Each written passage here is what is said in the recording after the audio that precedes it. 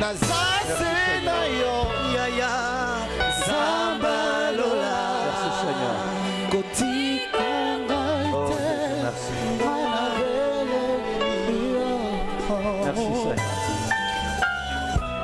Merci Seigneur. Merci Seigneur.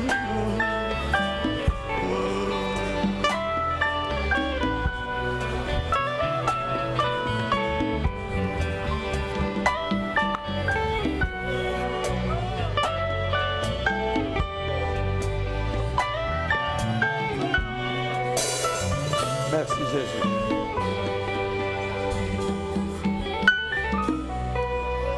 Wow, merci Seigneur.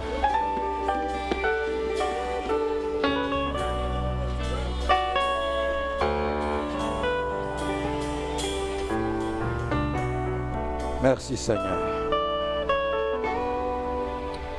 Amen. Amen.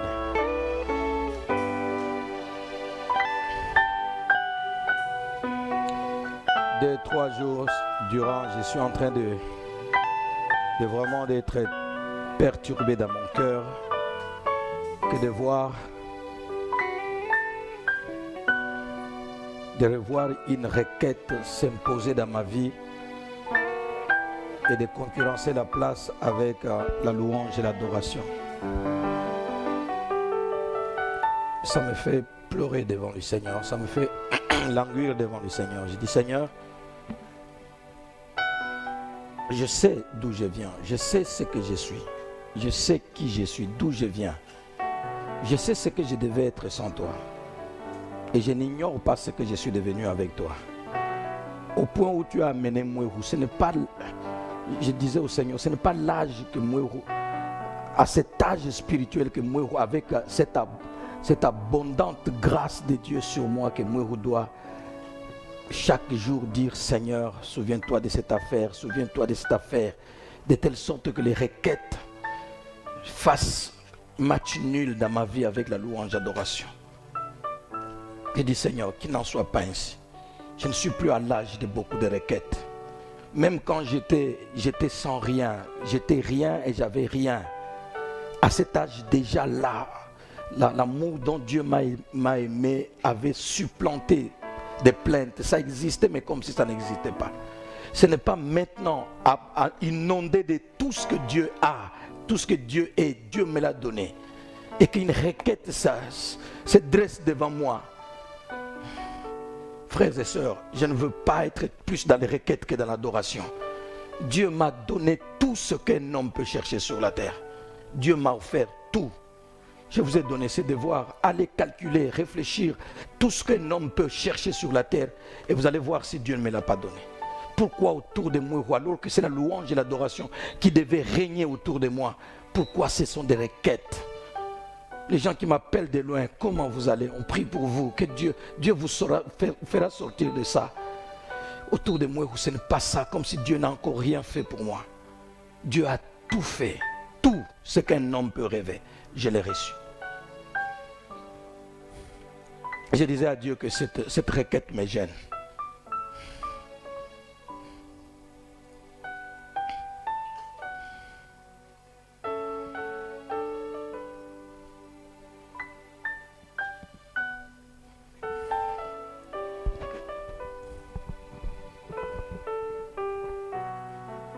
Que celui qui n'a pas encore vu Dieu demande pour le voir.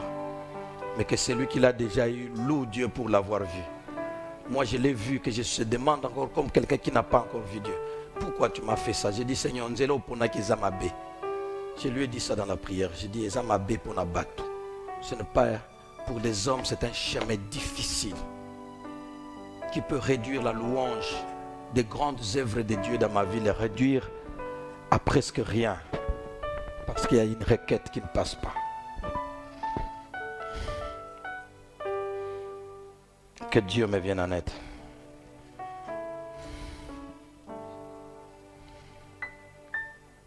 Merci pour cette parole des dernières minutes.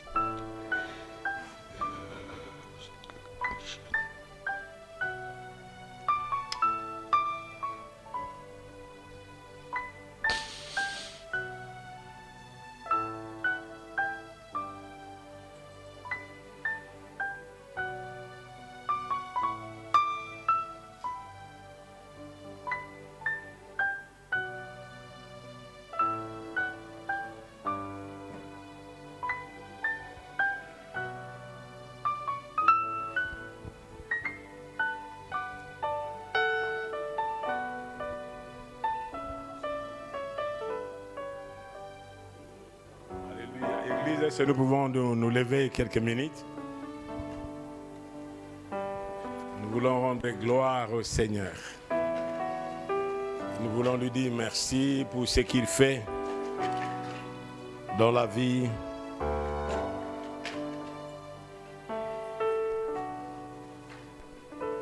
Bon, je ne sais pas ce qui est en train de se passer, mais je crois qu'avant que le pasteur ne monte, je ne suis pas un prophète, mais j'écoute la voix du Saint-Esprit. Et parce que je suis à la lignée de cela, Ésaïe 41,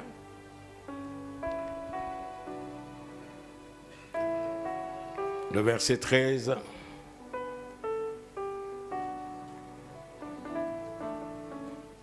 jusqu'au verset 16e. Mais le verset 13, le verset 14, 15, c'est là où nous sommes.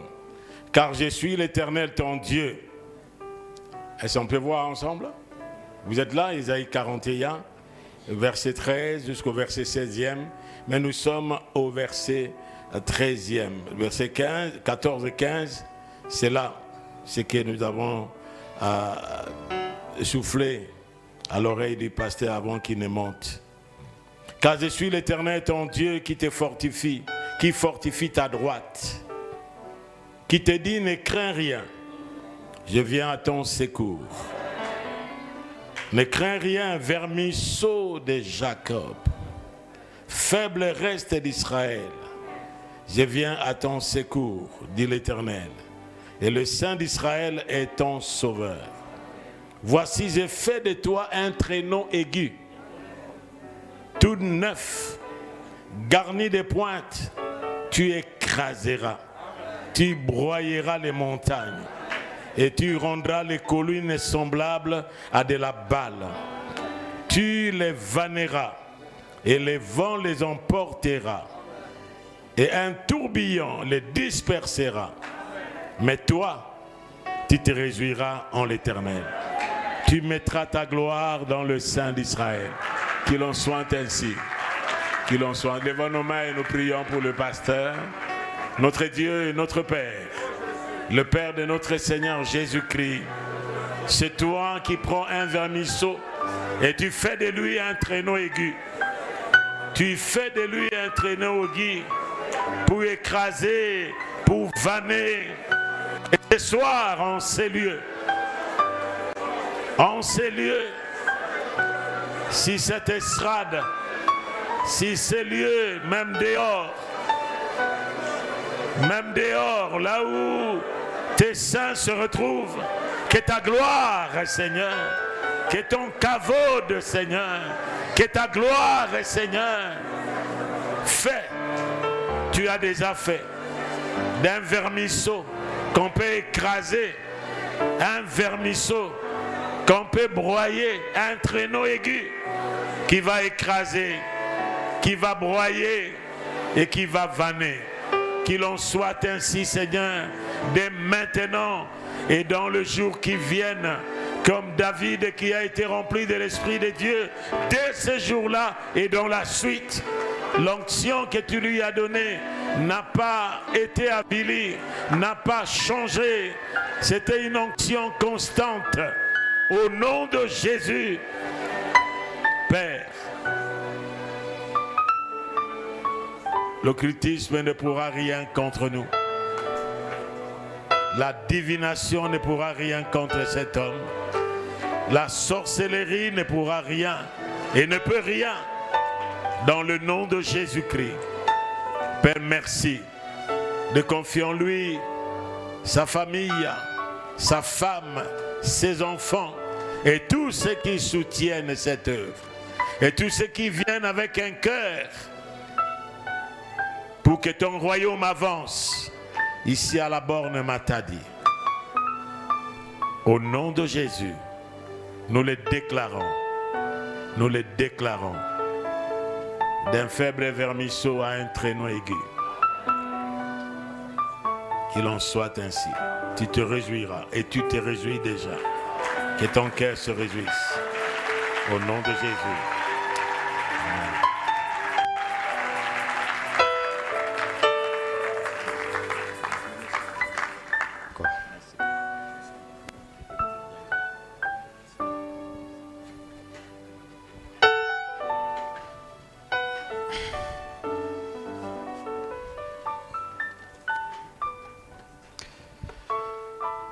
Merci pour ce message qui vient au bon moment.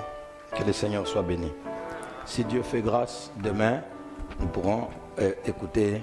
Nous avons dit que l'arrivée de son serviteur dans cette ville, dans cette église, à ces moments précis, n'est pas hasardeux. Évidemment, vous ne voyez pas, mais il s'est fait des choses. Il y a des choses qui se font pendant ces moments que vous ne voyez pas. Demain, si Dieu le veut, comme ça sera le dernier jour avec eux ici, demain, si Dieu le veut, et peut-être que Patrick pourra vous donner un message. Il y en a tant de messages, beaucoup de messages. J'aimerais avant qu'il ne parle demain, comme lui parlera demain, qu'il ne parle peut-être que après la louange, adoration, la deuxième partie, ou même après la première partie, avant d'entrer dans la deuxième louange, adoration. Et Patrick pourra donner un message qu'il avait reçu du Seigneur, tel qu'il l'avait reçu, concernant cet homme et concernant son arrivée ici. Ça, ce n'est qu'un message que lui a vu, mais beaucoup de gens, nous avons vu des messages. Ce n'est pas une arrivée et une présence gratuite pour rien. Je vous assure. Je vous avais demandé de prier que pendant tous ces temps et de leur bouche sortent des paroles très fortes. J'ai dit même que peut-être que lui ne saura pas exactement qu'est-ce qui est en train de se faire parce qu'il est un homme, mais il est un homme attaché au Seigneur. Et vous sentez des paroles qui sortent de sa bouche, ça annonce beaucoup de choses. Que cette convention est un tournant décisif. Et ce message qu'il vient de donner tout à l'heure, je l'ai reçu, certains de ceux qui sont avec nous ici, je l'ai reçu depuis très longtemps, je vous l'avais déjà dit. Ce traîneau qui broyait des montagnes pour frayer le chemin. Devant, il y avait des montagnes et derrière, il y avait la chaussée bien faite. Je pense que vous vous en souvenez. Il n'y a rien qui s'est fait ici hasardeusement. Merci d'être venu. Merci papa, que le Seigneur vous bénisse. Merci. Patrick va se préparer pour demain. Bon, je l'ai surpris, hein, mais c'est quelque chose que tu as vu de la part du Seigneur. Tu ne peux pas avoir peur de dire ça. Il dira tel qu'il a vu ça et vous allez comprendre que ce passage c'est un passage, c'est une convention un tournant décisif. Voilà, que le Seigneur me fasse grâce. Je disais que cette requête me gênait. Effectivement, je voudrais ne plus l'avoir afin de louer le Seigneur pour tout ce qu'il est devenu avec nous. Tout ce que je suis devenu avec lui et pour lui.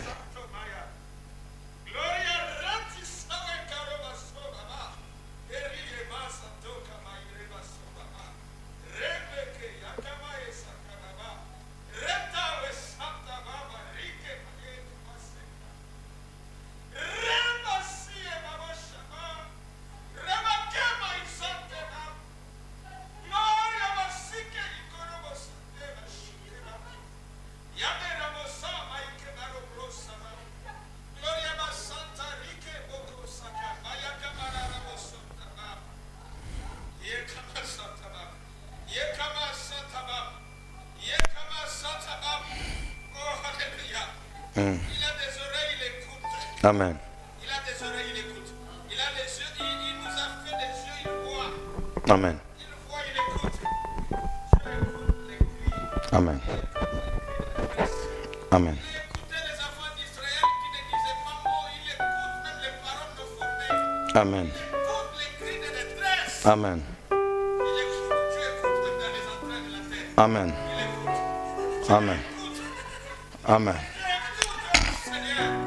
Amen. Amen. Amen. Amen. Amen. Amen. Amen.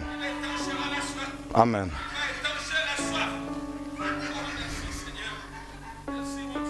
Merci Seigneur.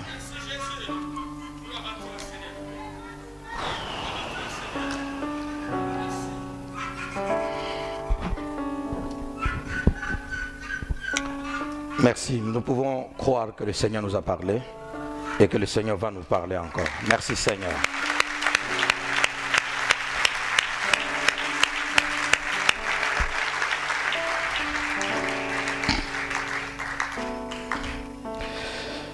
Merci Seigneur. Mercredi 28 juillet 2021, message à la convention biblique locale à la Borne Matadi.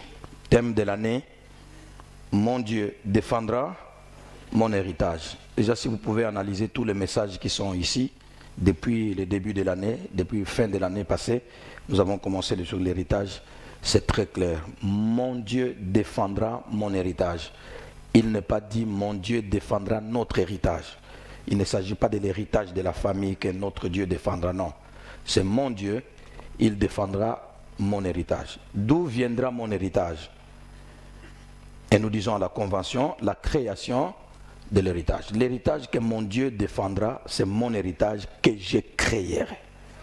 Ce n'est pas l'héritage de la famille dans laquelle j'ai une portion pour laquelle je dois me battre, non. C'est mon héritage personnel que je créerai et que mon Dieu défendra. Amen. Quant à ce qui concerne l'héritage de la famille, Jésus un jour Jésus est quelque part en train de passer, un frère ou un garçon d'une famille, un homme d'une famille l'appelle et lui dit: Maître, dis à mon frère aîné de partager avec moi l'héritage de mon père. Et Jésus dit: ô homme, qui m'a établi juge entre vous. Pour ce qui concerne l'héritage de la famille, Jésus ne veut pas entrer dedans. Donc si toi tu as ton héritage, c'est de la famille que tu te bats pour avoir une portion. Jésus ne défendra pas ça. Parce que cet homme-là a dit à Jésus: viens défendre mon héritage auprès de mon frère. Il ne veut pas me donner ce que papa a laissé. Viens. Ce que j'ai dit là, c'est dans la Bible, oui ou non? Viens. Jésus dit non. Qui m'a établi juge entre vous.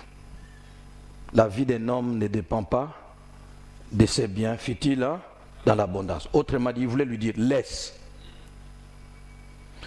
Quand Jésus dit ça à quelqu'un qui passe et à son enfant, il dira quoi?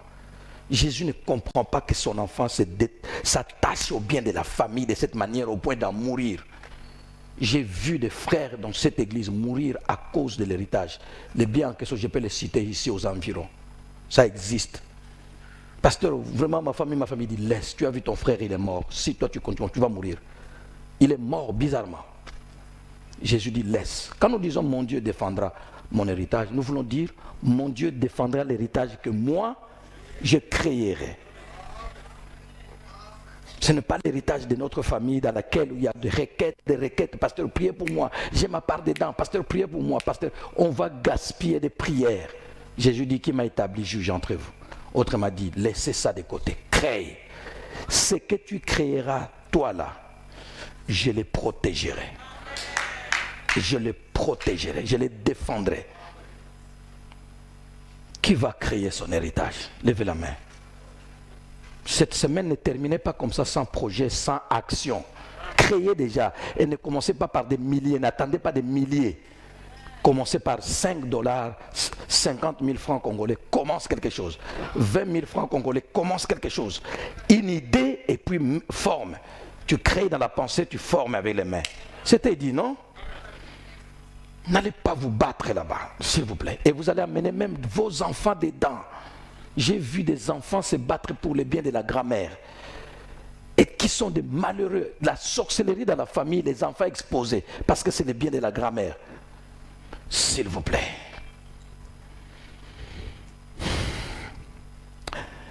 Donc la convention a comme thème la création de l'héritage. Et les sous-thèmes que je vous ai proposés dans les messages que je poursuis: fais-toi un nom dans Bethléem.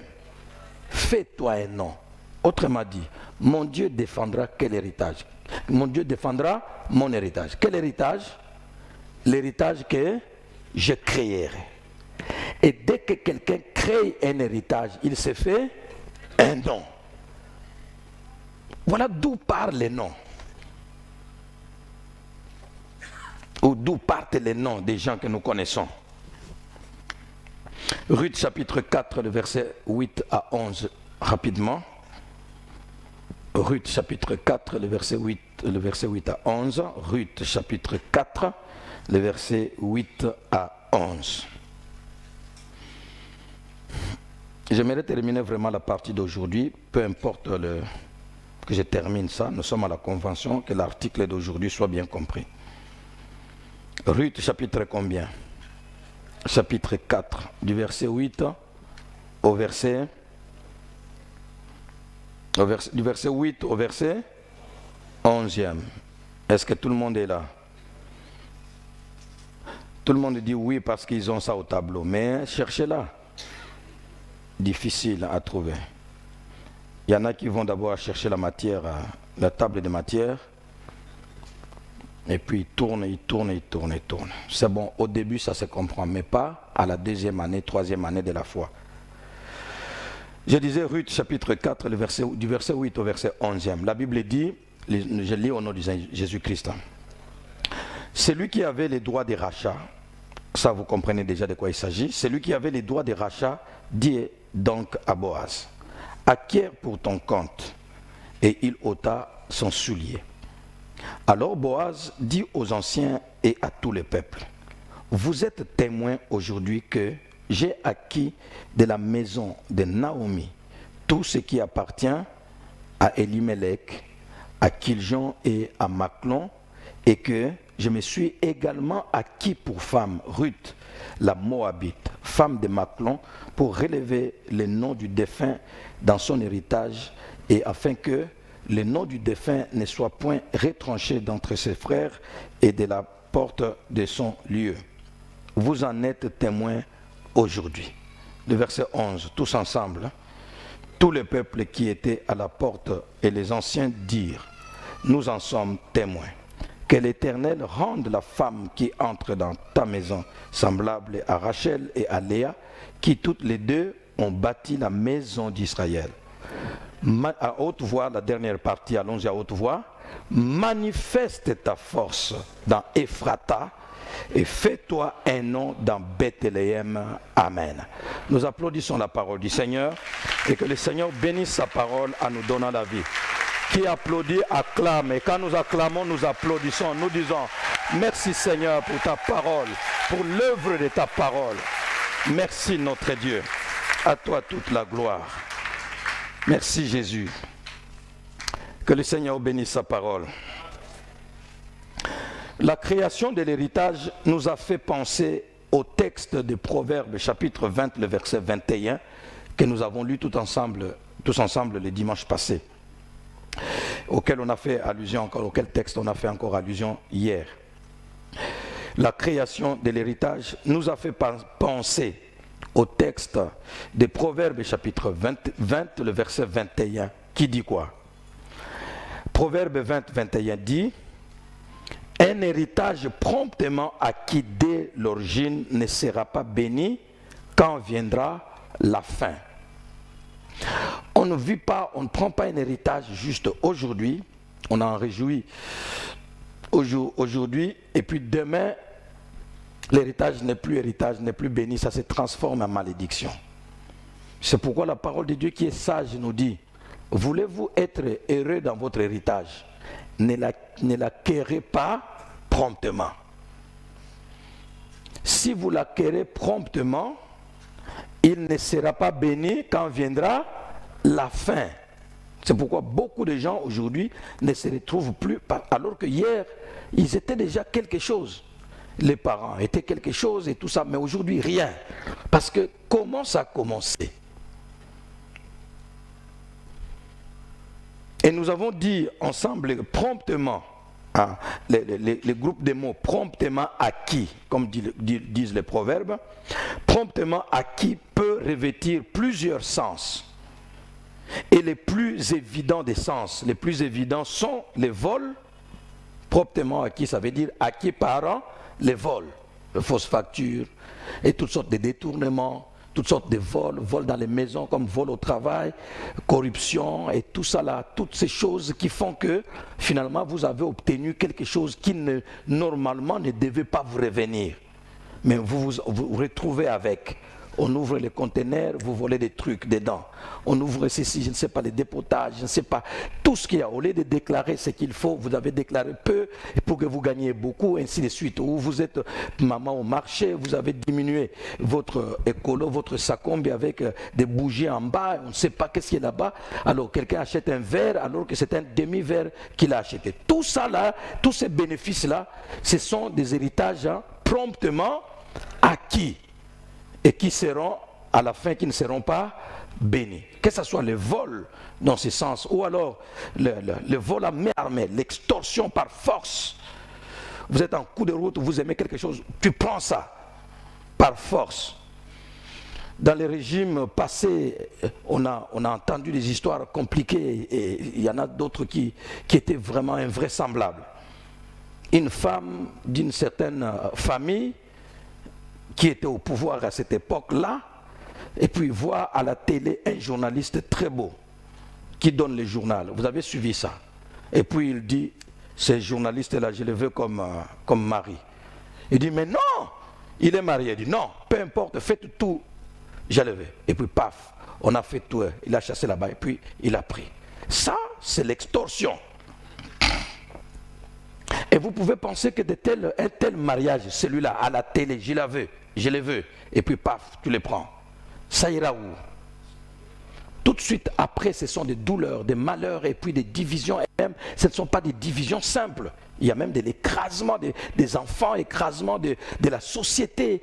Tout s'abîme. Dimanche, je vous ai donné cet exemple très frappant. Ça, c'est moi qui ai vu ça. Et c'est parce que cette femme-là en avait marre avec cet homme-là. Elle en avait marre avec cet homme. Ils habitaient dans les quartiers, ils venaient à l'église. Et puis après, dans les douleurs, trouble, je dois aller. Bon, je parle comme on parle dans tous les couples. Mais tu arrives là-bas, ce que tu trouves, c'est autre chose. Ok, ce sont les problèmes de couple, arrangeons. Un jour, la femme en a marre et dit, en réalité, si c'est l'homme ou la femme qui a dit ça, je ne sais plus.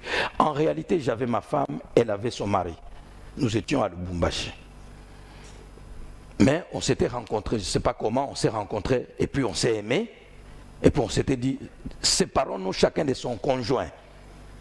Ils se sont entendus, et puis le mari a divorcé, la femme a divorcé, ils se sont mariés. Et puis ils se sont trouvés ici à l'église. Tu vas régler quel problème? Et puis aujourd'hui, je vous parle, je ne sais plus si c'est l'homme et la femme sont morts, mais l'homme était mort avant, et il y avait des troubles impossibles. La Bible ne dit pas des choses pour nous dire, bon, ça peut arriver. Non, ce que la Bible dit là arrive tel que la Bible le dit. Un héritage promptement acquis se tournera mal. Mais la Bible dit que celui qui amasse peu à peu s'enrichit. Peu à peu. Les gens ne veulent pas de s'enrichir peu à peu. Non, c'est trop, je suis en retard. Il faut tout de suite. On t'engage, tu es directeur maintenant. Une semaine, 2 mois après, tu es déjà millionnaire. Mais ça ne va pas. Si on acquiert quelque chose rapidement, ça veut dire que ça s'envolera aussi rapidement. Rapidement. Promptement acquis peut revêtir plusieurs sens. Et les plus évidents des sens, les plus évidents sont les vols et l'extorsion qui sont une obtention par la violence. Et nous avions dit cette phrase le dimanche, dis-moi, qu'est-ce qui était à l'origine de ce que tu possèdes? Et je te dirai qui tu seras à la fin. La montre que tu as, les mèches que tu as, les habits que tu as, les souliers, les ketchs, les maisons, les voitures. Dis-moi, qu'est-ce qui était à l'origine de ça? Si tu me dis ce qui était à l'origine, je ne serai pas prophète parce que la Bible est claire. On n'a pas besoin d'être prophète. Je te dirai qu'est-ce que tu seras demain. Dis-moi les fiancés que tu as, les maris que tu as, la femme que tu as, le travail que tu as, la promotion que tu as, tout ce que tu as, comment tu as acquis ça? À l'origine, c'était comment? Et je te dirai demain qu'est-ce que tu seras. Alors, si nous avons besoin d'héritage, c'est bien. Mais quel moyen utiliser pour avoir? Quel moyen utiliser pour avoir les diplômes?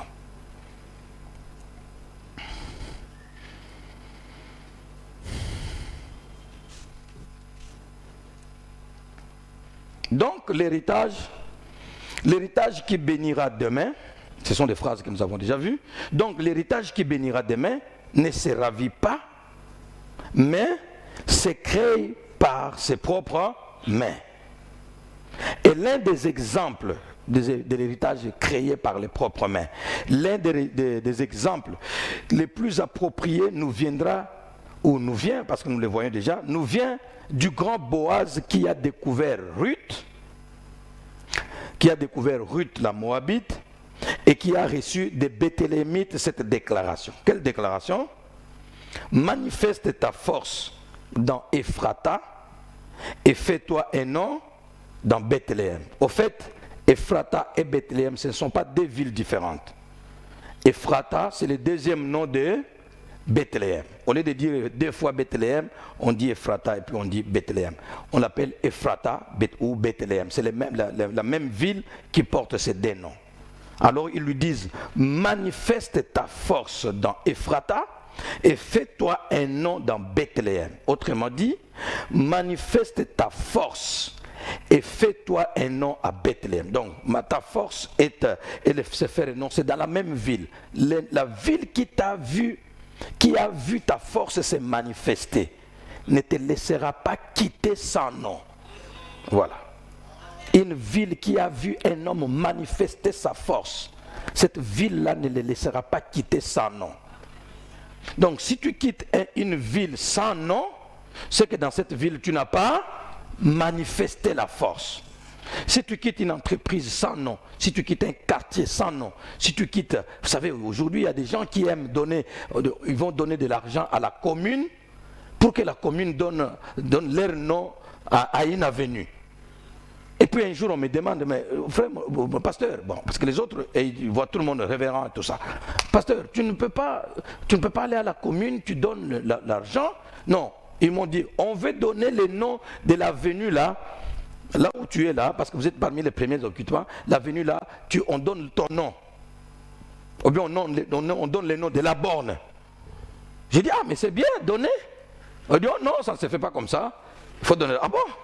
Mais c'est vous qui avez voulu donner les noms. Donnez. Oh non, ça ne se fait pas comme ça. Donnez l'argent. J'ai dit, non. Je ne peux pas acheter un nom. Un nom, les produits, on ne l'achète pas. J'ai refusé. Je ne sais pas, quelqu'un d'autre a donné les noms ou quoi là, je ne sais plus. On a donné l'argent. Mais aujourd'hui, je vous parle, même s'il y a un nom, quelqu'un qui a donné l'argent, mais ces quartiers-là, tout le monde la référence derrière les pasteurs de la borne, à côté les pasteurs de la borne. Je n'ai pas donné l'argent, mais j'ai manifesté une force. Et le nom ne peut pas ne pas sortir. Je vous assure. Je ne dis à personne, j'habite ici. Non, ils savent. Tous les motards connaissent. Tous les taximens connaissent. Tout le monde sait. Tout le monde, tous ces quartiers là-bas, tout le monde vous dira derrière. Même moi, des fois, je suis à la porte, parce que notre fenêtre, ça donne vraiment sur la rue. Je suis en train de dormir, ou je suis en train de faire quelque chose en chambre. Tu entends quelqu'un qui donne, oui, nous avons déjà les bourgeois pasteur à la borne. Le pasteur de la borne dont il parle là, lui ne le connaît pas. Nous avons déjà, les bourgeois pasteur à la borne, il dit, ah bon? Frère, la force d'un homme, vous pouvez effacer ce qu'un homme a acheté, mais pas ce qu'un homme a produit. Ça, vous ferez tout. Vous ne pourrez pas. Nous avons beaucoup de noms dans le pays. Plus on change de noms, plus on change de régime, de pouvoir, on change aussi de noms. Mais les nouveaux noms ne tiennent pas. Pourquoi les nouveaux noms ne tiennent pas? Parce que celui de qui on donne ces noms-là n'a pas manifesté sa force là-bas. Donc vous pouvez tout faire, vous ne pourrez jamais. Nous avons des ronds-points ici, non? Vous connaissez et l'ancien et le nouveau. Mais même déjà les nouveaux là, vous ne savez même pas c'est quoi. Mais l'ancien est resté. Pourquoi? Parce que c'est l'ancien là qui avait manifesté la force. Celui qui est là-bas n'a pas manifesté la force. On veut lui attribuer. Bien-aimé, attribue-toi les choses qui ne viennent pas de ta force. Demain tu verras. Sans force. Les gens ne veulent pas de la force. La force est mentale, la force est spirituelle, la force est mentale, la force est physique. La force est intellectuelle. Fais travailler, hier c'était brillamment ici, fais travailler ta tête, renouvelle ton intelligence, fais travailler la tête, donne la force. Fais travailler l'imagination, fais travailler l'idée, fais travailler la force, les muscles, fais travailler. Fais travailler. La force te donnera un nom. La force te donnera un nom.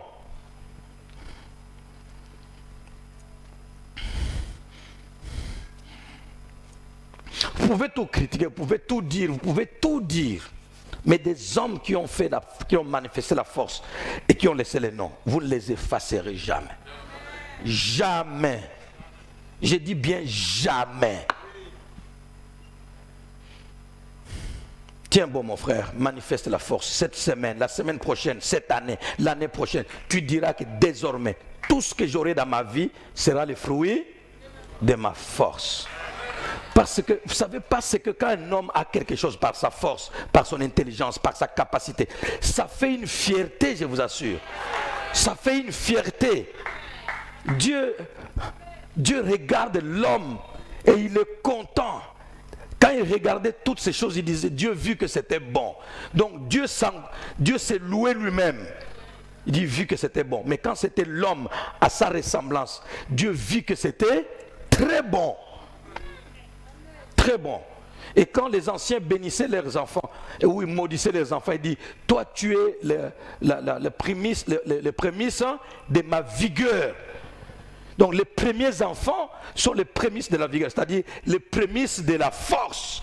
Donc toi tu es vraiment les premiers fruits de ma force. Ce qui vient de la force d'un homme, vous ne savez pas ce que ça donne à cet homme, quelle notoriété ça donne, quel respect ça donne à cet homme-là. Ta force te donnera du respect. Du respect.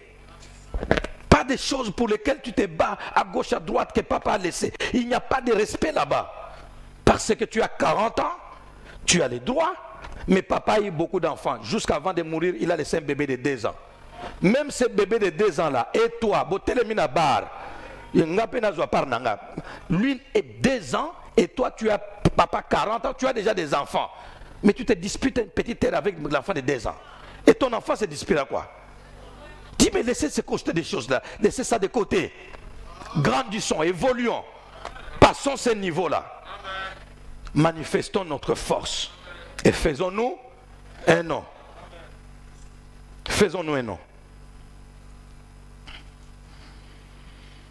Alors nous avons dit que pour plus de compréhension, ce message allait exploiter l'héritage par une Moabite. Nous avons vu ça dimanche, n'est-ce pas? L'héritage par une Moabite, le vrai. Dimanche passé, je vous avais parlé le nouvel héritage de Boaz. J'ai dû le changer convenablement. Le vrai héritage de Boaz, pour la raison que vous connaîtrez tout à l'heure. Le vrai héritage de Boaz, et enfin, un destin pour l'héritage. Un destin pour l'héritage, si Dieu fait grâce, nous verrons ça le dimanche prochain. Un destin pour l'héritage. Mais aujourd'hui, nous allons nous atteler, après avoir vu l'héritage, par une Moabite, aujourd'hui nous allons nous atteler au vrai héritage, le vrai héritage de Boaz.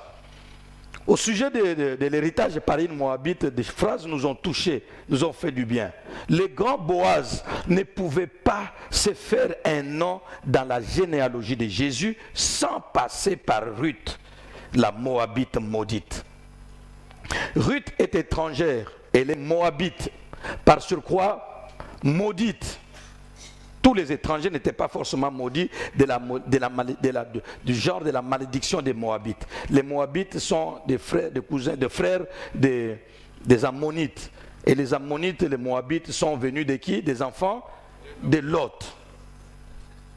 Incestueux. Donc c'est vraiment une malédiction là.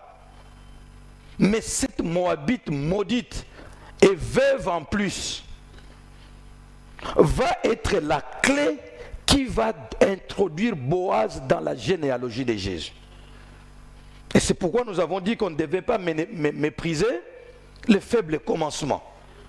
Pour créer un héritage, il faut une vision. Mais quand tu as ta vision, la vision d'un homme peut être grande. Et d'ailleurs, il nous est demandé d'avoir des grandes visions. Cette vision qui est grande, son accomplissement ne commencera pas par des grands moyens. C'est la vision qui est grande. Parce que la vision, elle, c'est le point final. Mais la marche pour aller à cette vision-là, à ce point final, ne commence pas par de gros moyens. Un petit pas et vous y allez. Si quelqu'un ne veut pas aller par des petits pas, il veut tout de suite beaucoup d'argent. Il croise les bras, ils attendent de l'argent. Que mon grand frère m'envoie 20 000 $, n'a bandaba à faire. Que je cherche quelqu'un qui peut me donner 15 000 $, n'a bandaba à faire.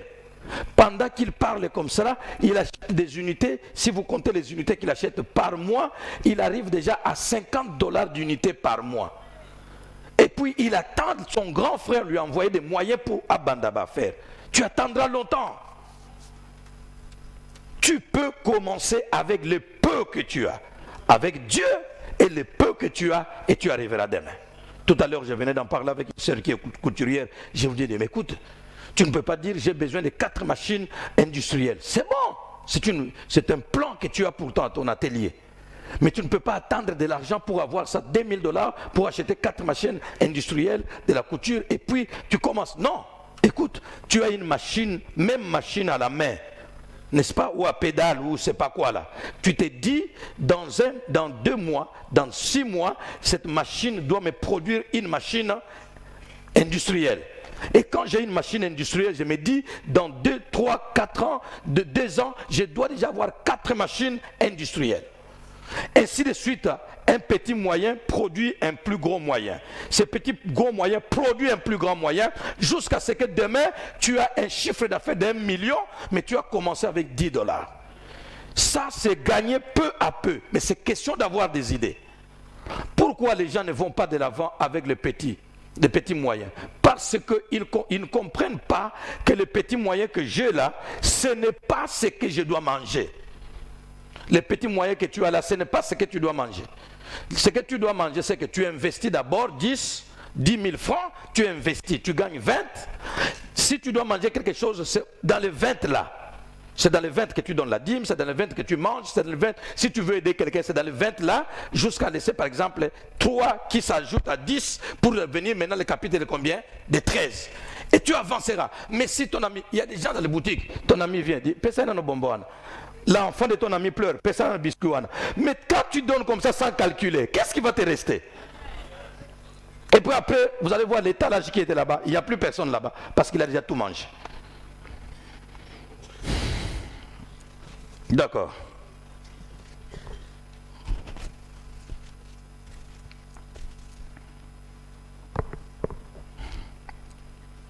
Le grand Boaz ne pouvait pas se faire un nom dans la généalogie de Jésus sans passer par Ruth la Moabite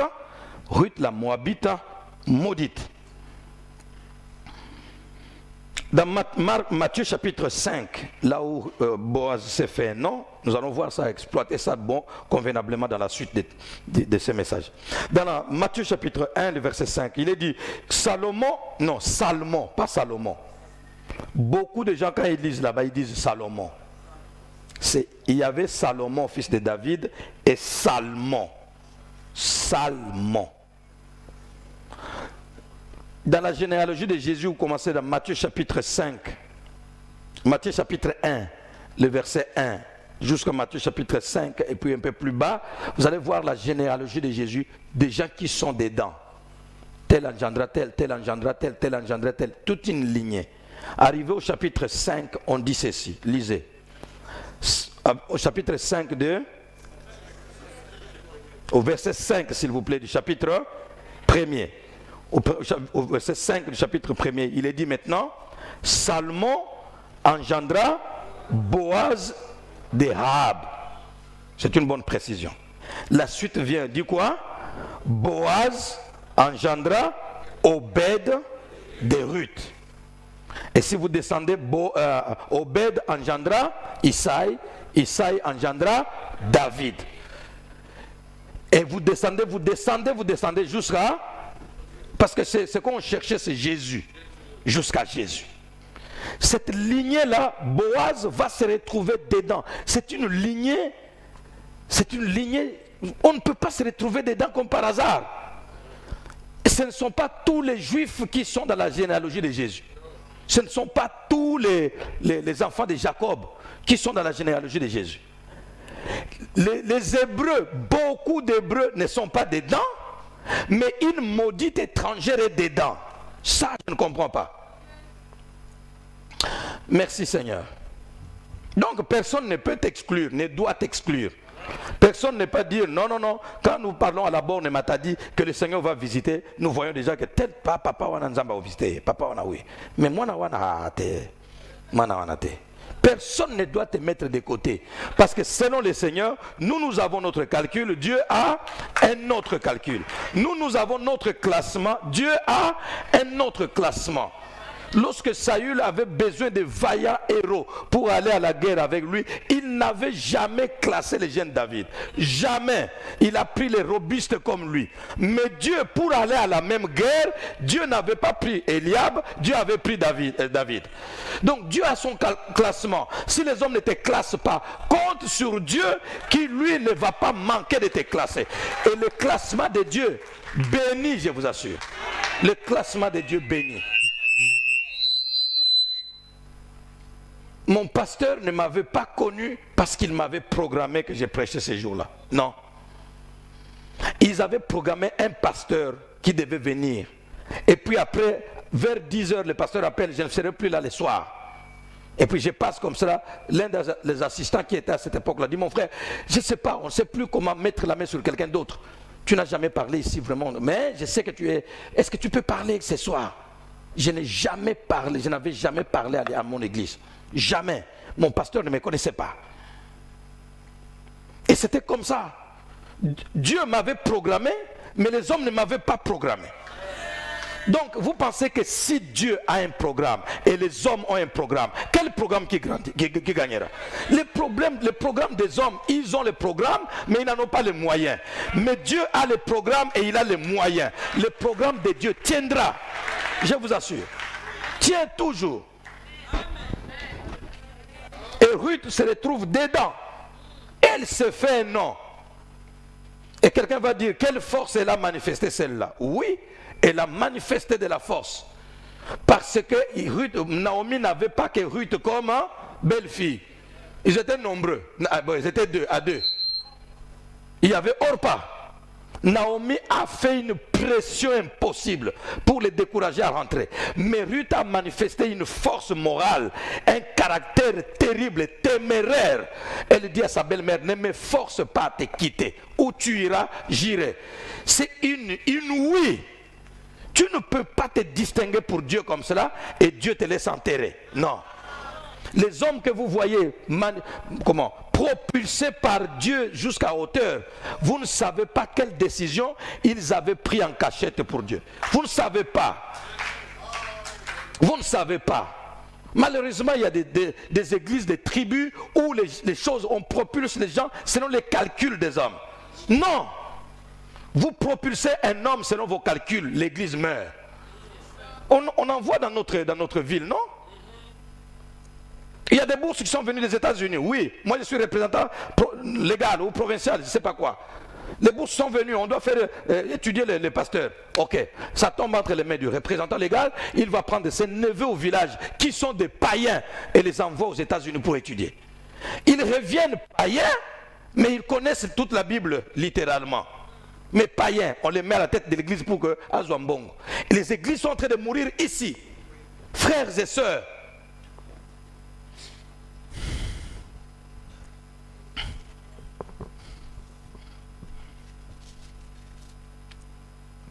si tu méprises la Moabite, tu te priveras la place dans la lignée du Messie.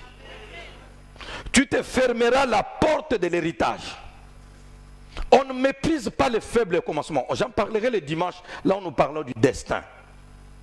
Parce qu'en dehors de la force physique, il faut avoir un destin. Être sensible à l'appel de Dieu, à l'orientation de Dieu. Revenons maintenant, touchons maintenant l'aspect du vrai héritage de Boaz, n'est-ce pas? Le vrai héritage de Boaz a été envisagé dans les paroles des Bethléemites qui lui ont déclaré ceci: manifeste ta force dans Ephrata et fais-toi un nom dans Bethléem. le vrai héritage de Boaz a été envisagé dans les paroles des Bethléemites qui lui ont déclaré: manifeste ta force dans Ephrata et fais-toi un nom dans Bethléem. Cette déclaration confirme, notez, cette déclaration confirme que par son blé abondant, Boaz avait acquis la grandeur, mais il ne s'était pas encore fait un nom. Alléluia. Par son blé abondant, Boaz avait beaucoup de champs de blé. Il avait un blé abondant. Il avait beaucoup de serviteurs qui moissonnaient dans ces champs.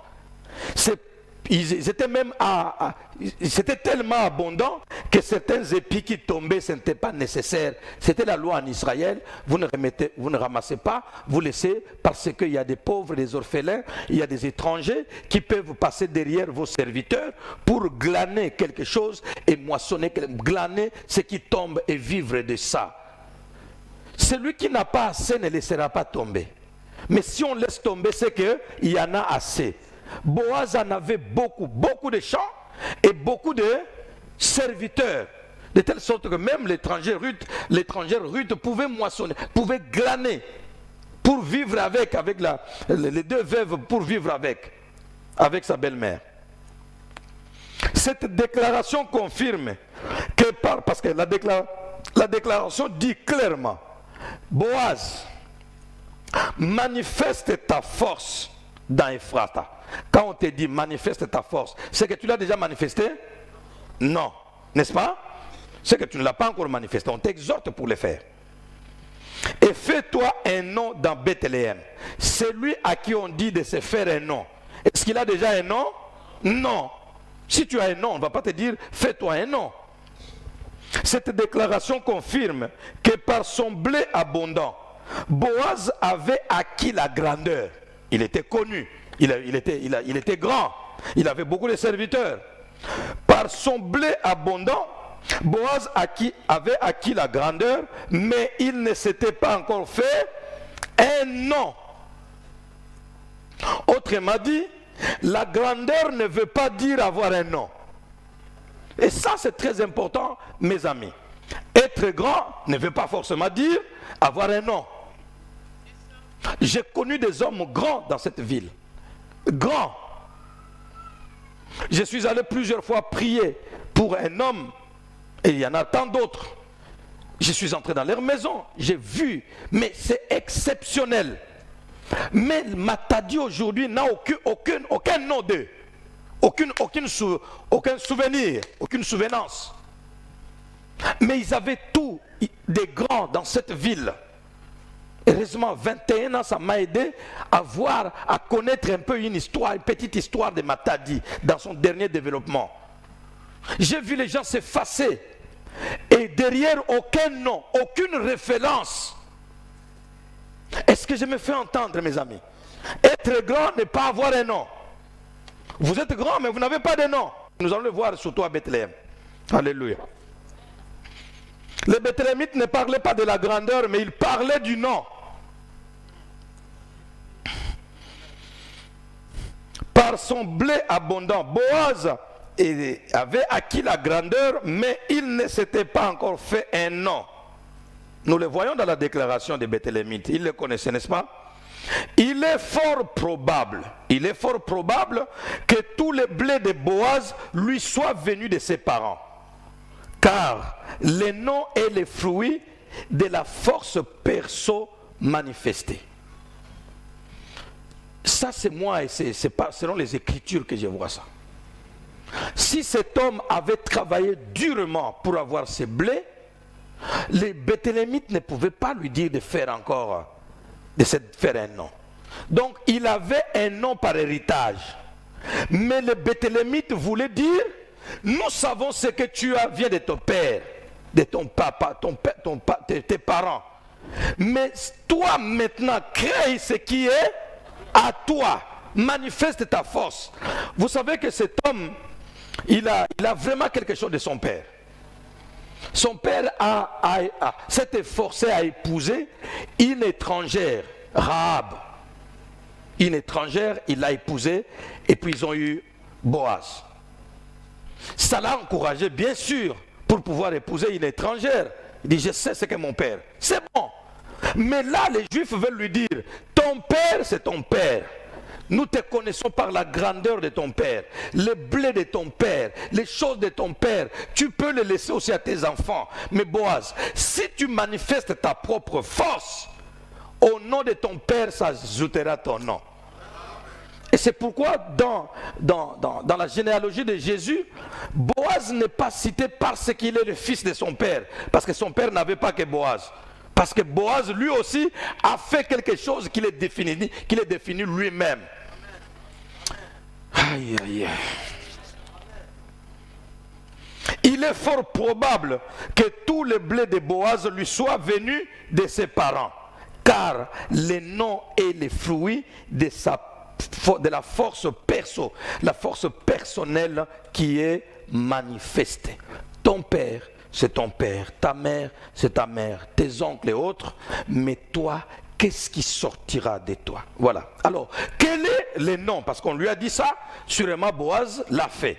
Quel est le nom que Boaz s'est acquis s'est fait à Bethléem? Quel nom? Vous ne le trouverez pas dans la Bible, dans ces passages de Ruth. Mais la Bible s'explique par la Bible. Quel est le nom que Boaz s'était fait à Bethléem? C'est le prophète Michée et l'apôtre Matthieu que nous venons de lire, l'apôtre Matthieu qui nous explique les noms que Boaz s'était fait à Bethléem. Nous sommes à Bethléem. Le prophète Michée au chapitre 5, le verset 1, et l'apôtre Matthieu au chapitre 1, le verset 5, je ne sais pas pourquoi ils ont changé comme ça. Ils disent la même chose, mais ils se sont changés comme ça. Michée 5, le verset 1, et Matthieu chapitre 1, le verset 5, nous venons de lire ça. Trouvez Michée 5, le verset 1, il est dit quoi? Michée 5, le verset 1, j'étais en train de dire, de nous poser la question, quel est le nom que Boaz s'était fait à Bethléem? C'est le prophète Michée et l'apôtre Matthieu qui nous expliquent les noms que s'est fait Boaz à Bethléem. Michée chapitre 5, le verset 1, il est dit, lisons ensemble, il est dit quoi? Et toi, Bethléem, Ephrata. Vous voyez, c'est la même ville. Et toi, Bethléem, Ephrata, petite entre les milliers de Juda, de toi sortira pour moi celui qui dominera sur Israël et dont l'origine remonte aux temps anciens, au jour de l'éternité. Y a-t-il eu un seul juif dont l'origine remonte aux temps anciens? Vous connaissez un seul juif dont l'origine remonte aux temps anciens? C'est qui? Donc Bethléem, le nom de Bethléem, c'est Jésus. Donc à Bethléem, le nom qui soutient la ville, voilà, qui soutient la ville, qui lui donne toute la valeur, c'est Jésus. Bethléem est la petite ville. Aujourd'hui, ça s'est développé un peu. Ceux qui ont déjà été là ont vu. Ça s'est déjà développé un peu, mais ce n'est pas vraiment développé, surtout du côté des Palestiniens. Mais Bethléem, à l'époque, c'est petite, moindre. Mais Jésus dit, malgré ta petitesse, Dieu dit, malgré ta petitesse, de toi sortira. De toi sortira celui qui dominera sur Israël. Jésus de Nazareth, mais il est le natif de Bethléem. Bethléem doit sa notoriété à Jésus. Bethléem doit sa valeur à Jésus. Bethléem, tu es à Bethléem pour te glorifier. Tu ne te glorifieras pas tant que tu n'es pas encore greffé en Jésus. À Bethléem, ce n'est pas le blé qui donne le nom. À Bethléem, ce n'est pas le blé qui donne la notoriété. À Bethléem, c'est Jésus qui donne. Tu es greffé à Jésus, tu as le nom à Bethléem. Tu as la grandeur à Bethléem. Autrement dit, écoute Boaz, nous sommes dans la ville de Bethléem. Bethléem signifie maison de pain. Nous sommes dans la ville de Bethléem. C'est du bleu que vient le pain. Ce pain qui vient du bleu peut connaître la sécheresse. Et puis à un moment, il n'y a plus de pain physique. Mais Bethléem n'est pas la maison de pain pour le blé d'abord. Il est la maison de pain pour le pain qui descendra du ciel. Quand on a appelé Bethléem, on n'a pas parlé du blé de Boaz. Bethléem, maison de pain, c'est Jésus dit, vos pères ont mangé le pain au désert et ils sont morts. Mais c'est ici le vrai pain qui est descendu du ciel. Le vrai pain qui est descendu du ciel est descendu à Bethléem. Donc Bethléem, maison de pain. Quand tu es à Bethléem, ta grandeur ne dépend pas du blé. Ta grandeur ne dépend pas du pain, du titre que tu as. Peu importe ce que tu as, fais-toi, non, manifeste ta force. Fais-toi un nom à Bethléem. C'était une prophétie, autrement dit. Prends cette Moabite, elle t'introduira dans le nom de Bethléem, le grand pain de Bethléem, et tu auras un nom à Bethléem. Bien-aimé, Bethléem, c'est la maison de Dieu, c'est la maison de pain, c'est comme l'église. Nous ne pouvons pas être à l'église et être grand par la voiture que nous avons, et être grand par le travail que nous avons, être grand par les titres que nous avons. À l'église, quitter l'église avec la voiture sans avoir été aligné, introduit, greffé à Jésus de Nazareth, tu es un petit.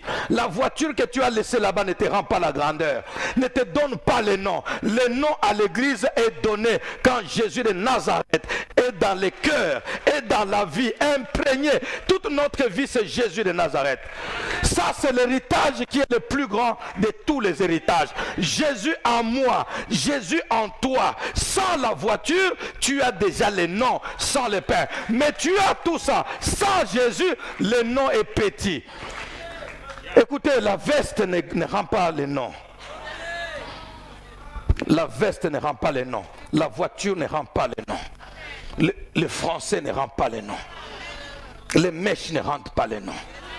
Le teint clair ou teint sombre ne rend pas les noms. Le ventre bombé ne rend pas les noms.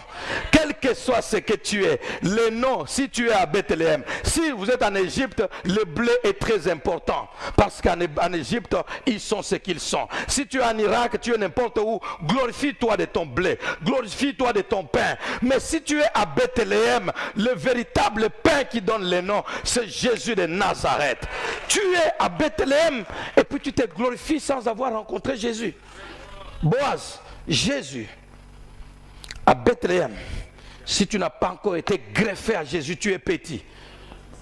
Il avait tout, mais il n'avait pas encore de nom. Jusqu'à ce qu'un jour, Ruth lui donne, par la grâce de Dieu, un fils. Et le fils va aller jusqu'à être dans la généalogie de Jésus. Beaucoup d'entre nous, nous avons l'héritage que nous cherchons, c'est l'héritage de pain, de voyage et de toutes sortes de maisons que nous allons avoir. Tu seras petit en ayant une voiture. Est-ce que je dis que n'achetez pas de voiture? Parce qu'il y a des gens qui viennent à l'église et disent dans la borne, la parking. C'est pas vrai. Dans la borne, la parking. Héritage à solo Ezoya. Laisse tomber. Héritage à solo. C'est Jésus assis dans le cœur d'un homme. Jésus donne du poids. Jésus donne un nom. Jésus impose un nom dans une ville. Impose un nom dans une famille. Impose un nom.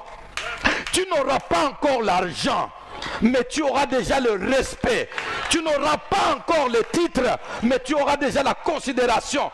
Tu n'auras pas encore de maisons construites, que tu seras déjà respecté.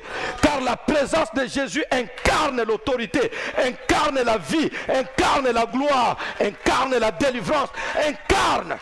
Frères et sœurs, j'aimerais que vous sortiez d'ici avec Jésus assis.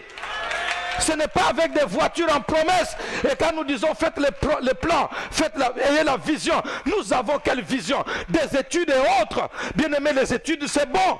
Allez plus loin, nous en avons besoin. Dans ce pays, tu ne seras pas, selon la loi du pays, tu ne seras pas président tout en étant D6. Non. Dieu peut faire ce qu'il peut faire. Mais la loi du pays, on la respecte. Alors pour devenir président, étudie. Va plus loin. Mais si quelqu'un met tout ce qu'il a dans les études, c'est ça sa valeur. C'est sa beauté qui est sa valeur. Tu n'as encore rien compris. Je peux te dire comme les Béthlémites ont dit, mon frère, tu as les blés, mais tu n'as pas encore les noms. Manifeste encore ta force. Tu es loin d'avoir un nom, jusqu'à ce qu'il soit introduit dans le Seigneur Jésus. Et alors, Matthieu peut dire, Salomon engendra Boaz, Boaz engendra Obed de Ruth. Et dans la suite, le dernier engendra Jésus. Alors, Boaz, tu as un nom. Alors, Boaz, tu as un nom. Écoutez, cet homme, comment il peut avoir... Il est greffé, entré dans la généalogie de Jésus, mais il a... comment je vais vous dire ça? La généalogie de Jésus, même quand il a engendré là, il ne savait pas que c'est comme ça que le Seigneur a prévu. Il ne savait pas qu'à la fin, Jésus viendra là-bas. Il ne savait pas. Il ne savait pas. C'est-à-dire, le nom en Jésus est futur. Mais au présent, il a le pain, mais il est déjà dans la lignée. Les choses que nous voyons physiquement, ce sont des choses dans lesquelles nous sommes d'abord spirituellement. Il est dans la lignée, mais il n'est pas encore là. Bien-aimé, il y a des choses que tu peux posséder, tu ne les as pas encore vues, mais tu les as déjà possédées. Il ne reste que le temps pour arriver là-bas. Si je te disais que qu'on te donne 2 ans, qu'on te donne 3 ans, qu'on te donne 4 ans, qu'on te donne 10 ans, il y a de ceux-là, il faut attendre 10 ans pour voir leur véritable identité. Ton présent n'est rien. Ce n'est qu'une Moabite que tu as acquis, ce n'est qu'avec une Moabite que tu as un enfant, mais ce n'est pas n'importe quel enfant. Il y a le Messie au bout du fil. Je vais dire à un homme, il y a une élévation au bout du fil. Ce que tu as commencé à faire, fais-le bien. La marche avec Jésus, fais-la bien. Avance, crée encore. Que personne ne te décourage en chemin. Crée-le, car dans 10 ans, on verra ce que tu es, ce que tu as toujours emmagasiné, que personne ne voyait pas quand tu commençais à aller à l'église. Si vous aviez demandé à ma mère, qui m'a accouché presque sur une petite natte de grabat dans une petite case avec de la fumée dedans et tout, parce que j'ai dit ça parce que c'est comme ça que j'étais né, et parce que le jour où ma petite soeur était en train d'être accouchée, celle qui est ici, moi je voyais. On disait non, maman est dans la maison, les autres femmes sont entrées là-bas, elle doit accoucher, elle était grosse, elle doit accoucher. Dans une case comme ça du village, la fumée tout dedans. Qui pouvait dire à ma mère que vous voyez cet enfant qui naît dans cette case-là, demain il va être dans un temple bien climatisé. Ce n'est pas qu'on va l'emprunter pour entrer là-bas, c'est lui qui va produire ça. Bien aimé, ce que tu es, personne ne le sait. Même toi-même tu ne sais pas. Qu'est-ce que le Seigneur a pour toi? Tu es dans la bonne lignée. J'ai dit à quelqu'un, tu es dans la bonne lignée. Tu es dans une lignée convenable. Tu es dans un bon couloir. Ce couloir-là a quelque chose au bout du fil. Tu le verras. Job dit, je le verrai. Ça ne sera pas les yeux d'un autre, ça sera mes propres yeux. Ça ne sera pas les yeux d'un autre, ça sera mes yeux. Je te dis que continue bien sur ce couloir. Continue bien. Tu as choisi Jésus. C'est une lignée qui n'échoue pas. Jésus est une lignée qu'on n'efface pas. Une lignée. Une lignée. Le pasteur Jacques Vernon nous disait qu'il est né avorton, prématuré. Comment un prématuré, ses parents lui donneraient quelle chance de bouleverser la vie d'un pays spirituellement? Prématuré. Lui, il est né prématuré. Moi, je suis né dans une petite case à fumer au village. Boaz est entré avec Ruth dans la lignée, mais ils étaient encore Boaz. Ah, dit, tu es encore Boaz et pourtant tu es déjà dans la lignée. Tu es encore Boaz et pourtant tu as déjà un nom. Il ne reste qu'un temps pour que ton nom se manifeste. Beaucoup de gens, pourquoi beaucoup de gens viennent de chercher maintenant? Dis, attention, cherchez-nous les anciennes photos. Il est où il était? Il est passé par où? Allez chercher là où il a étudié. Ses collègues, cherchez-les. On ne cherche pas un petit garçon qui étudie au village. On vient déjà voir ses collègues. Non. Parce que tu n'as encore rien fait. Mais le jour où tu auras fait, mais maintenant, ici j'ai vu même un homme qui est allé jusqu'à notre village pour aller chercher mes origines afin de venir vous projeter. Il a 50 ans, regardez d'où il vient. Mais quand moi j'ai grandissé dans la boue là-bas, dans la poussière au village, pourquoi vous n'étiez pas venu me filmer? Dis à quelqu'un, tu as la kanganga photo, lélo. Parce que demain tu en auras besoin. Prends ma photo parce que demain tu vas la chercher. Bien aimé, les gens ne prennent pas de photos avant que tu ne fasses les noms. Alors s'ils ne prennent pas de photos, même les caméramans, ils semblent que Boponaka. Tiens, si j'entends ça encore. Il faut toujours passer par là. Non, prenez tout le monde. Parce qu'on ne sait jamais. Un jour nous allons dire, prenez tout le monde, restons avec. On ne sait pas qui sera le président demain. Nous dirons qu'il a prié à la bonne. Prenez tout le monde dans tous les coins. Les enfants, les petits, les grands. Prenez. Parce qu'on ne sait jamais. Il sera gouverneur demain. Il sera PDG demain. Il sera ministre demain. Elle sera le bourgmestre de Matadi demain. Bon joyeux. Bon matakuna, bon joyeux, petit oranio surtout. Parce qu'on ne sait jamais. Regarde ton voisin bien, parce qu'on ne sait jamais. Il était dans la lignée, mais il était encore Boaz. Dis à ton voisin, je suis encore Boaz. Mais je suis déjà dans la lignée. Je suis encore Boaz. Je suis encore Ruth. Je suis encore petite. Je suis encore maudite. Je suis encore moabite. Mais je suis déjà dans la lignée. Tu es déjà dans la lignée.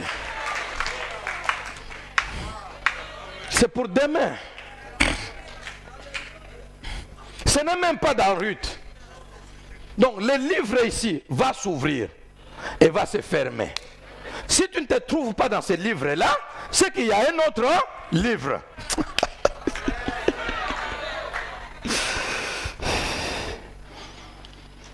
C'est qu'il y a un autre livre. À Bethléem, Boaz était, notez, à Bethléem, Boaz était un riche homme qui avait des maisons et des gens qui les servaient. Mais il n'avait obtenu le nom, un nom, qu'en se composant avec le Christ qui est né dehors. Ça, moi, ça m'a étonné. À Bethléem, Boaz était un homme riche. Boaz était un riche homme qui avait des maisons et des gens qui les servaient. Mais il n'avait obtenu un nom qu'en composant avec le Christ qui y est né dehors. Il remplace quoi? À Bethléem, Boaz était un riche homme qui avait des maisons et des gens qui les servaient, mais il n'avait obtenu un nom qu'en composant avec le Christ qui y est né dehors. Il remplace quoi? Y. Remplace Bethléem. Autrement dit, à Bethléem, Boaz avait des maisons. C'est un grand homme. Il avait le blé, il y avait beaucoup de serviteurs. Tu ne peux pas, si déjà l'étranger qui ramassait, qui glanait derrière les serviteurs, avait beaucoup à manger avec sa belle-mère. C'est l'étranger, c'est la pauvre, c'est la veuve, n'est-ce pas? Elle avait à manger. Ce qui veut dire que les serviteurs de Boaz étaient bien nantis, bien. Parce qu'ils étaient serviteurs de Boaz. Si déjà l'étranger pauvre mange bien de Boaz, ce ne sont pas ces serviteurs qui devaient souffrir. Ils avaient des maisons et aussi ils avaient des femmes, ils dépendaient de Boaz, ils vivaient bien. Boaz a des maisons, Boaz vit bien, Boaz a des serviteurs qui vivent bien. Mais malgré le fait qu'il a des maisons, un riche homme qui a des maisons et des gens qui les servaient, et ces gens qui les servent sont bien, ont des maisons à Bethléem. Mais lui, Boaz, pour pour obtenir le nom, il devait composer avec le Christ qui est né à Bethléem dehors. C'est lui qui donne le nom aux gens dans la ville. Lui-même, dans sa ville où il est le patron de la ville, il naît dehors.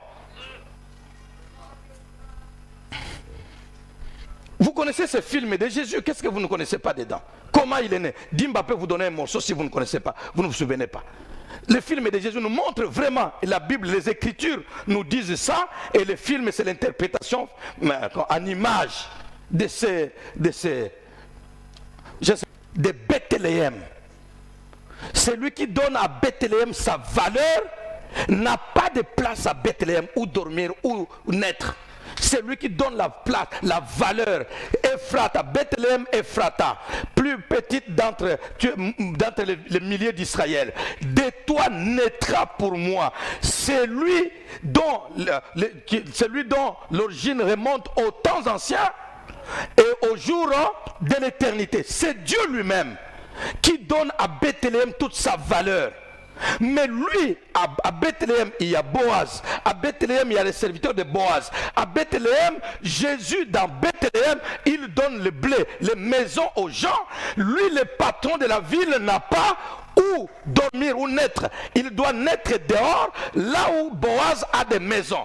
Boaz a des maisons. Entre Boaz qui a des maisons et Jésus qui naît dehors, s'il y a quelqu'un qui devait recevoir les noms, qui devait donner les noms à qui?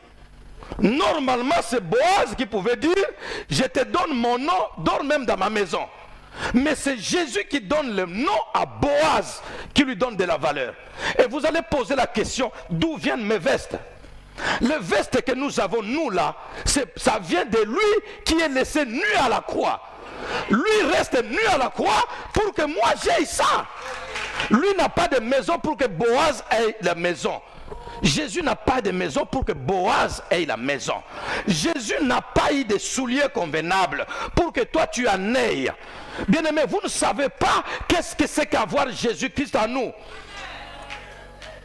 Avec Jésus, ce que lui n'a pas eu, il dit que je préfère gêner ce que j'ai pour que les autres qui sont avec moi l'en aient.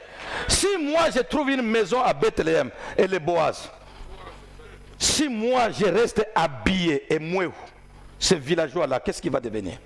Et toi, qu'est-ce que tu serais devenu? Tu vois l'erreur que tu commets de ne pas laisser Jésus dans ton cœur. Parce que des fois quand on voit ce film, quand il va mourir à la croix, les mêmes jours là, tout le monde dit Seigneur Jésus, vraiment, et puis dès que vous sortez du film, on revient comme on était. Non, ce n'est pas de ça qu'il s'agit. Il faut voir dans ma vie tout ce que je suis, c'est normalement appartient à Jésus. Mais il a renoncé ça pour que moi ça me revienne. Bien aimé, la Bible dit que pour la même faute, non, la loi des hommes montre que la même faute ne peut pas être punie deux fois. Donc Jésus est mort à la croix, a manqué de maison à Bethléem pour qu'un homme qui lui fait confiance ne manque plus de maison à Bethléem, ne manque plus de maison. Écoutez, quelle que soit ta malédiction, quel que soit par où tu es passé, pour vous, dites non, nous sommes dans la malédiction, l'héritage ne peut pas se créer. Je te dis que c'est faux. Jésus a pris toute la malédiction à la croix et il t'a donné toute la bénédiction. Jésus a pris la nudité et il t'a couvert. Jésus a pris la honte et il t'a donné l'honneur. Tu ne peux pas rester dans ta famille en ayant Jésus nu, toi nu. Jésus dehors, toi dehors. Jésus méprisé, toi méprisé. Pourquoi? Pour le même péché? Non. Pour mon péché, Jésus est resté nu pour que moi désormais, je sois habillé. Quel que soit par où tu es passé, tu peux accéder à l'héritage. Si tu t'associes, tu te greffes, tu entres dans la lignée. Cet homme-là n'a pas souffert pour rien. L'enfant de Dieu s'est dit, Jésus n'a pas souffert pour rien. Je ne peux pas souffrir deux fois. Jésus souffre, moi je souffre. Non. À Bethléem, vous aurez des maisons, parce que moi, le patron de Bethléem, je naîtrai dehors pour combler tout ce que vous avez manqué. Alors, peu importe de quelle famille tu es, Peu importe de quelle origine tu es. Quelqu'un peut dire que non, toi là, quelles études tu as? Avec Jésus, ce n'est plus question d'études d'abord. C'est question, est-ce que Jésus est là ou il n'est pas là? Parce que tout le monde n'aura pas la chance d'étudier comme toi. Si Jésus dit que non, la vie sur la terre, c'est pour ceux qui ont étudié. D'accord. Ceux qui ont des parents qui ont des moyens, les font étudier. Et ceux qui n'ont pas de parents, qui n'ont pas de moyens, qui ont des parents qui n'ont pas de moyens, et qui n'ont pas étudié, ce n'est pas qu'ils n'ont pas voulu étudier, mais ils n'ont pas pu. Bazan en bon côté. Donc, vie et baby. Jésus dit non, c'est pas comme ça. C'est pas comme ça. Je sais ce que je ferai pour chacun. Je trouve Pierre, Paul, qui a été beaucoup instruit, je l'utilise avec son instruction. Je trouve Pierre, qui n'a pas pu faire des études de Paul, je l'utilise selon son niveau. Dans le Seigneur remonte le niveau des gens. Et vous allez voir Paul et Pierre, ils sont côte à côte et ils se louent. Pierre loue Paul et Paul loue Pierre. Pierre a étudié, est docteur en théologie, mais Paul est docteur en théologie, mais Pierre, lui, il n'est que pécheur. Il a des notions générales de la loi d'Israël, mais il n'est pas un érudit. Mais Paul, c'est un érudit. Mais quand Jésus passe par les deux, ils sont au même niveau. Ah, que Jésus passe par toi, tu verras qu'est-ce qui va se passer. Bien-aimé, hier nous avons appris ou avant-hier qu'il y a des gens qui sont des D6 ou des D4 ou des, on appelle autrefois les EIAP. Je ne sais pas comment les appeler. Les D4 ou autres niveaux là, je ne sais pas quoi, qui peuvent faire des entreprises et engager des licenciés. Non, ce que nous disons là, on ne le dit pas pour vous encourager. On vous dit que ça existe. Ça existe même au milieu de nous ici.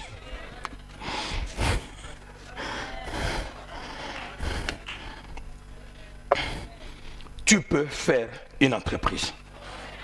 Peu importe ton niveau. Si tu as négligé des études, tu t'es négligé toi-même. Mais si tu es sincère, je pouvais, mais je n'ai pas pu.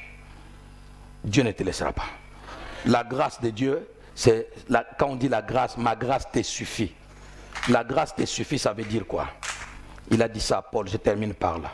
Quand Dieu dit ma grâce te suffit, la grâce a la vocation de combler les manques. La grâce a la vocation de combler les manques. Quand Paul dit un ange de Satan était mis à mes côtés pour me chagriner, et j'ai prié 3 fois pour que Dieu l'éloigne. Un ange, c'est un démon. Un ange de Satan, c'est un démon. Un démon est plus puissant qu'un homme. Alors quand Paul a vu cet homme, ce démon à côté, il s'est dit non, non, non, je ne saurais jamais être en paix avec ce démon. Qu'est-ce qui va m'arriver? J'ai prié, Seigneur, enlève-les, Seigneur, ôte-les, Seigneur, éloigne-les. Jésus dit non, ma grâce te suffit. Autrement dit, par ma grâce, je te rendrai égal à ce démon et il ne te nuira pas. C'est-à-dire, la différence qu'il y a, toi tout petit, les démons très géants, ma grâce va compléter ce qui te manque là. Or, la grâce, c'est Dieu lui-même. Donc, Dieu au-dessus des démons. Ma grâce t'élèvera au-dessus de lui et tu tiendras. La grâce nous comble là où nous n'avons pas pu.